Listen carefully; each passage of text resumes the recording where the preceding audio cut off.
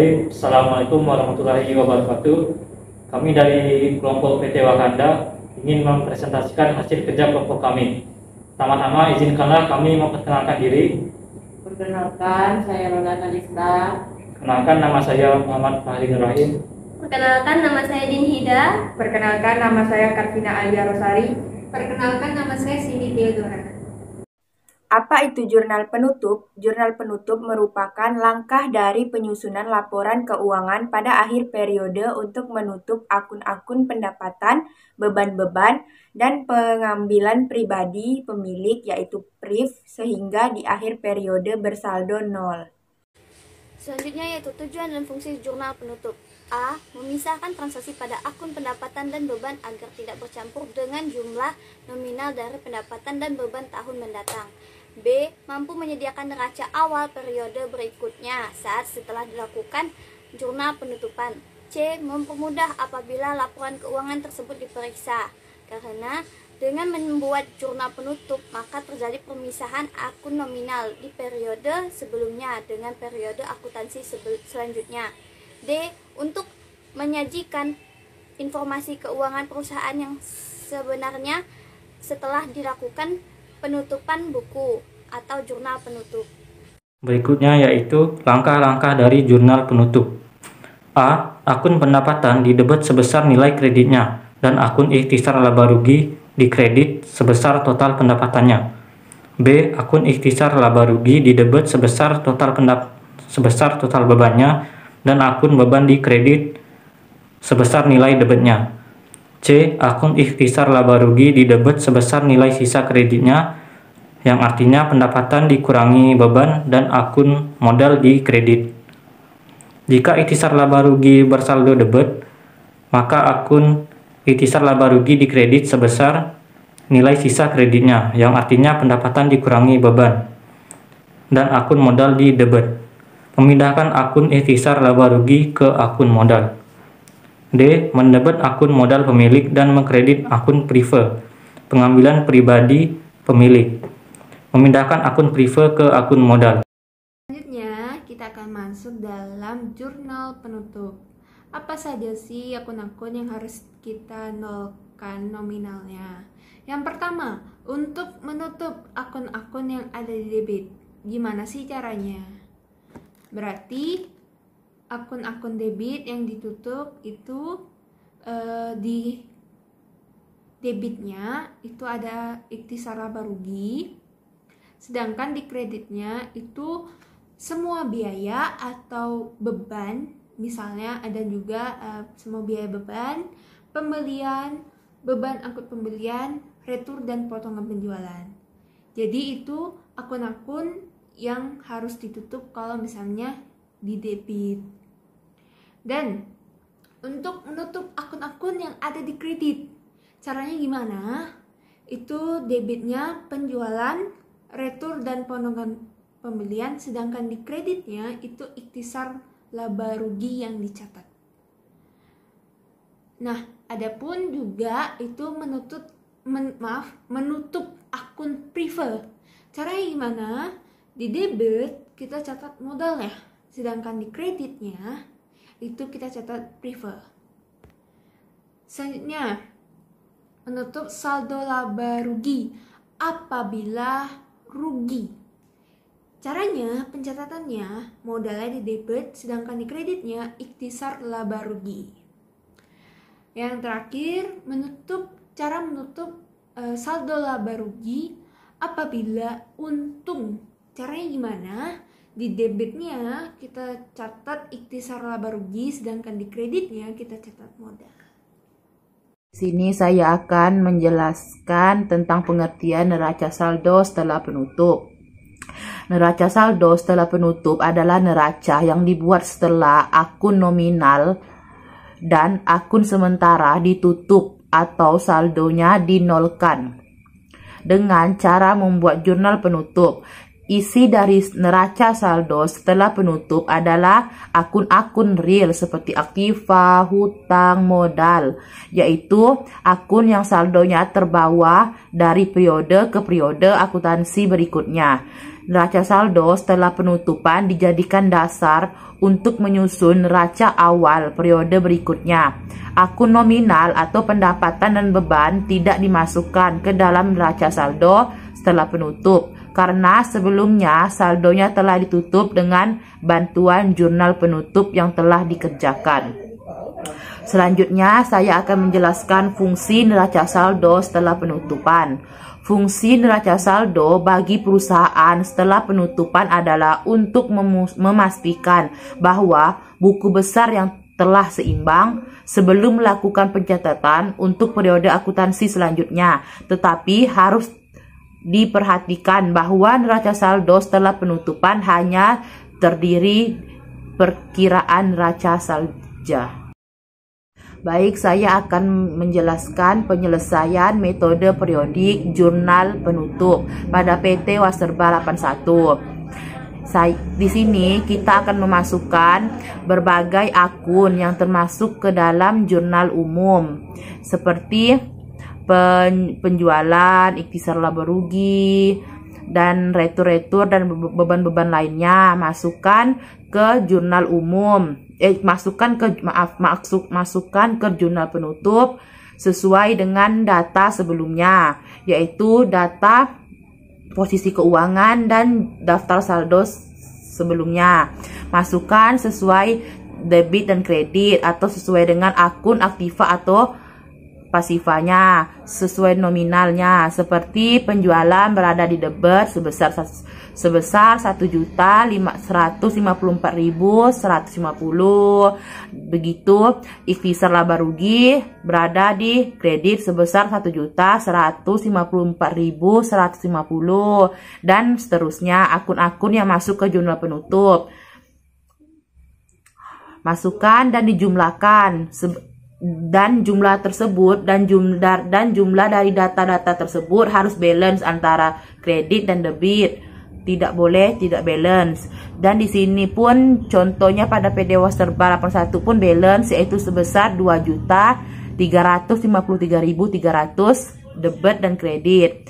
Selanjutnya penyelesaiannya tuh penjualan tetap sama di debit sebesar 1.154.150. Ikhtisar laba rugi berada di debit kredit sebesar 1.154.150. Selanjutnya pada 31 Desember ikhtisar laba rugi sebesar Rp934.245. Retur penjualan dan pot penjualan sebesar 33.600 berada di debit kredit. Diskon penjualan sebesar 20.200 berada di kredit. Beban pokok penjualan sebesar Rp565.050 berada di kredit. Beban gaji penjualan berada di kredit sebesar Rp120.400. Beban sewa sebesar Rp30.300 berada di kredit. Beban depresi peralatan toko sebesar Rp18.900 berada di kredit. Beban perlengkapan toko sebesar Rp3.100 berada di kredit. Beban kirim penjualan sebesar Rp10.100 berada di kredit. Beban listrik, air, telepon toko sebesar Rp14.565 berada di kredit. Beban penjualan lain-lain sebesar sebesar Rp29.600 berada di kredit. Beban iklan sebesar Rp4.200 berada di kredit. Beban depresi peralatan kantor sebesar Rp15.000 berada di kredit. Beban iklan sebesar Rp56.200. Beban asuransi sebesar Rp1.875.000 berada di kredit. Beban listrik, air, telepon kantor sebesar Rp7.055 berada di kredit. Beban bunga sebesar Rp1.500.000 berada di kredit. Beban administrasi lain-lain sebesar Rp2.600.000 berada di kredit. Beban-beban tersebut harus dijumlahkan harus sama dengan ikhtisar laba rugi, yaitu sebesar Rp934.245. Selanjutnya, pada tanggal 31 Desember ada akun yaitu ikhtisar laba rugi sebesar Rp219.905 berada di debit dan saldo laba berkurang sebesar Rp219.905 berada di kredit. Selanjutnya pada 31 Desember saldo laba bertambah sebesar Rp45.000 berada di debit dan dividen pun bertambah yaitu sebesar Rp45.000 berada di kredit. Maka akun-akun tersebut harus balance antara debit dan kredit. Daftar saldo penutup PT Wasserba 81 31 Desember 2013. Transaksi yang ditulis yaitu kas berada di debit seharga Rp27.812. Selanjutnya itu piutang dagang seharga Rp43.550. Selanjutnya persediaan barang dagang berada di debit seharga Rp196.238. Selanjutnya yaitu asuransi dibayar di muka berada di debit seharga Rp3.733. Next, perlengkapan toko seharga Rp1.500 berada di debit. Peralatan toko berada di debit dengan harga Rp156.500. Selanjutnya yaitu akumulasi depresiasi atau peralatan maksudnya akumulasi depresiasi peralatan toko berada di kredit seharga Rp37.800. Selanjutnya yaitu peralatan kantor berada di debit seharga Rp60.000. Akumulasi depresiasi peralatan kantor berada di kredit Rp40.000. Selanjutnya yaitu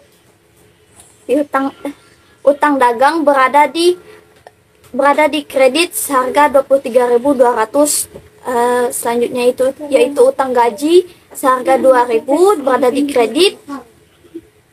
Selanjutnya beban yang masih harus dibayar yaitu Rp1.820 berada di kredit. Selanjutnya yaitu utang bank berada di kredit Rp40.000 berada di kredit. Selanjutnya yaitu utang bunga seharga Rp1.500 berada di kredit. Selanjutnya yaitu modal saham berada di kredit Rp50.000 dan saldo laba berada di kredit Rp293.013. Jumlah hasil dari debit dan kredit yaitu balance harga Rp489.333. Selanjutnya kita akan menyelesaikan metode perpetual jurnal penutup. Itu kita catat dulu judulnya, berarti kan PT Wasserba 81. Di bawahnya apa saja sih yang ini penyelesaian apa, berarti kan jurnal penutup. Nah, kita uraikan dengan tabel-tabel.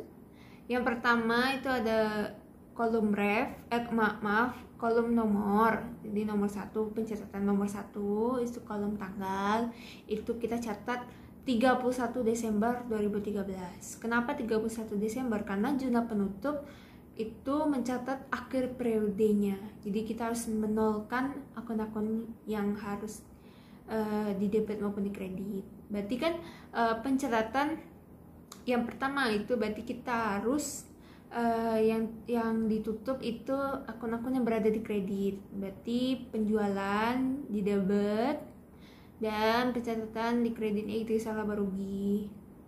Ireh-posnya tidak kami catat dan nominalnya sebesar 1.154.150 di debit dan juga sama di kredit juga 1.154.150. Berarti akun pencatatan pertama sudah 0.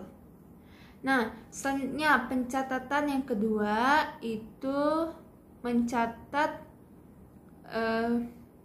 akun-akun untuk menutup akun-akun yang ada di debit. Apa saja? Itu berarti kita juga sama.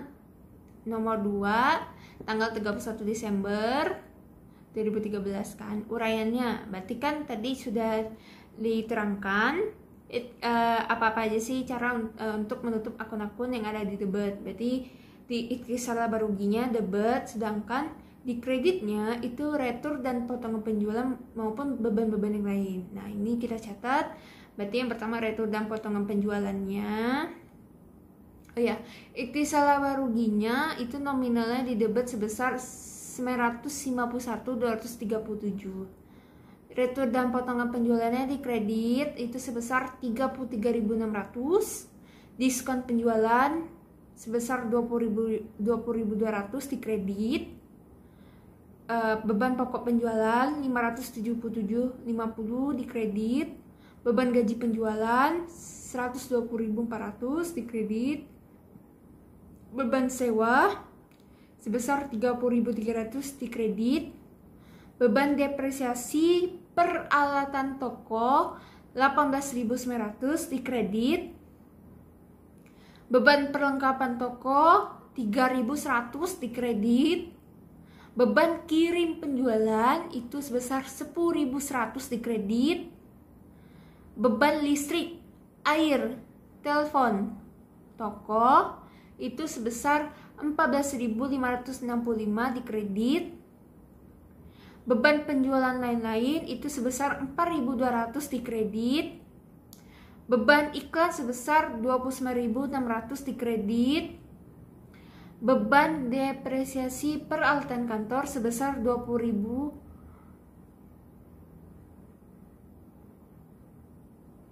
dan beban asuransi sebesar 1.867 di kredit. Beban listrik, air, telepon kantor itu sebesar 7.055 rupiah. Dan beban bunga itu sebesar 1.500 di kredit juga. Dan yang terakhir beban administrasi lain-lain itu sebesar 2.600 di kredit. Berarti transaksi di akun debit sudah 0 antara debit kreditnya. Di ikhtisar laba rugi dan retur dan potongan penjualan dan beban-beban lain yang tercatat. Oke, karena transaksi yang ketiga